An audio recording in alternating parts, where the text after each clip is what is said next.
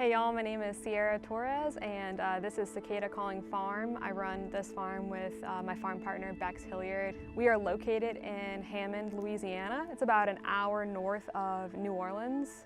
We are both from New Orleans and Baton Rouge, two major cities in Louisiana. We both grew up here, and we started the farm because we love to grow things. We both always wanted to be farmers, but there's not a lot of opportunities for young people in Louisiana and maybe in the South in general to learn how to farm in a way that is not only good for the environment, but good for people in the community. And so we both had to leave Louisiana for a little while to learn how to farm in different states. So I went to UMass Amherst and Bex went to California to learn how to farm, which was really cool that we could bring, those two unique experiences back home to start our farm. We grow cut flowers and we also grow organic vegetables using no-till farming practices and different regenerative farming practices.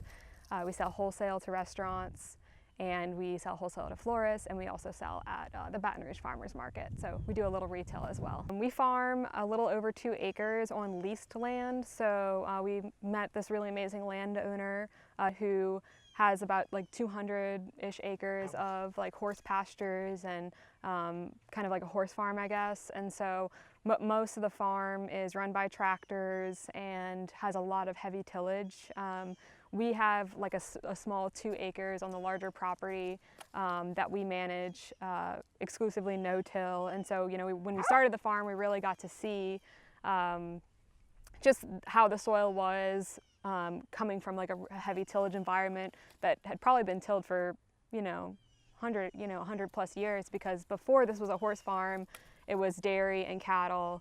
So, there was probably that happening, hundreds of years and stuff. So, yeah, when we came in, we immediately got rid of our tiller. We kind of got into the grant around the same time we started the farm. And so we didn't want to really use our tiller on the BCS, but we just kind of had heard from our different learning experiences before this that you got to till the ground once, you got to add your amendments and till it once, and that was kind of our plan. But as soon as we got into the grant, started learning more about no-till farming, and we had both heard of it as a concept in our studies leading up to starting our own farm, but I feel like not in the context of how you can do it in a small farm scale system.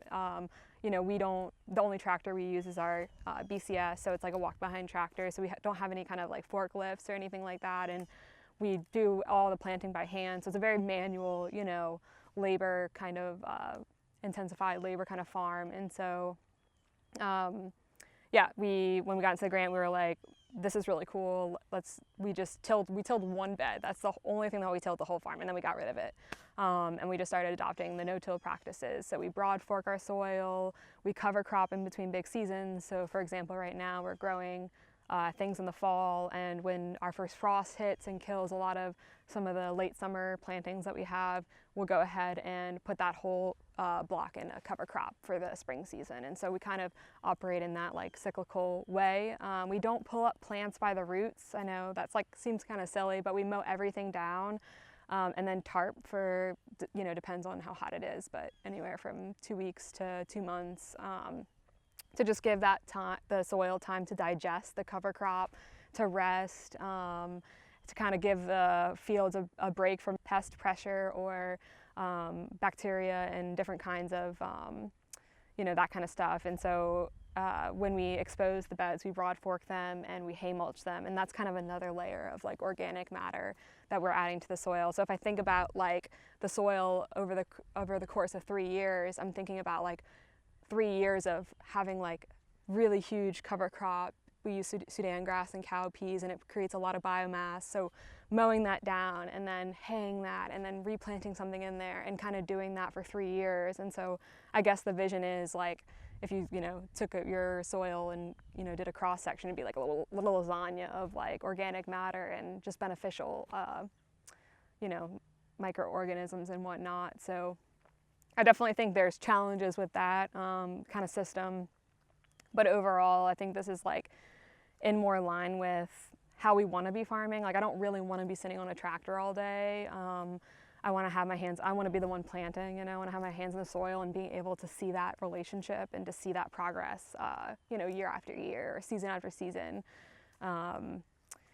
And we do, I see a lot more earthworms, we see a lot more beneficials. I'm starting to get good at identifying the beneficial insects, and when I saw 2 weeks ago, like a green lacewing in our greenhouse, we've never released them at the farm. Those small moments, I'm like, wow, I think we are having an impact on this greater ecosystem, like not just, our 2 acres, but the whole 200 acres.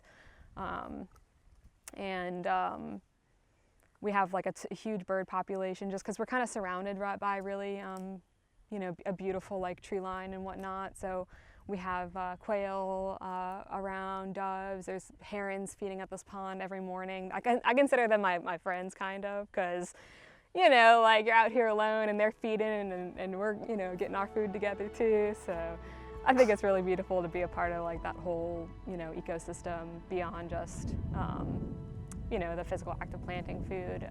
And I don't feel like you get that experience sitting on a tractor and tilling and doing some of those more like invasive farming practices.